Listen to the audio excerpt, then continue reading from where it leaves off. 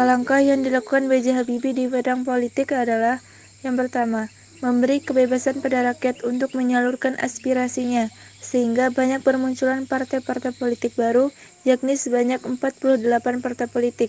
Yang kedua, membebaskan narapidana politik seperti Sri Bintang Pamungkas, mantan anggota DPR yang masuk penjara karena mengkritik Presiden Soeharto, dan Muchtar Pakpahan, pemimpin buruh yang dijatuhi hukuman karena dituduh memicu kerusuhan di Medan tahun 1994. Ketiga, mencabut larangan berdirinya serikat-serikat buruh independen. Kebijakan ekonomi. Yang pertama, melakukan restrukturisasi dan rekapitulasi perbankan melalui pembentukan BPPN dan unit pengelola aset negara.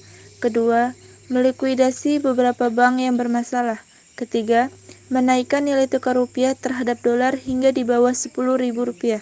Keempat, membentuk lembaga pemantau dan penyelesaian masalah hutang luar negeri. Kelima, mengimplementasikan reformasi ekonomi yang diisyaratkan IMF.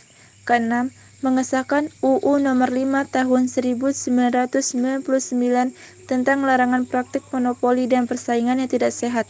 Ketujuh, mengesahkan UU Nomor 8 Tahun 1999 tentang perlindungan konsumen. B.J. Habibie mewarisi kondisi keadaan negara kacau balau pasca pengunduran diri Soeharto pada masa Orde Baru, sehingga menimbulkan maraknya kerusuhan dan disintegrasi hampir seluruh wilayah Indonesia.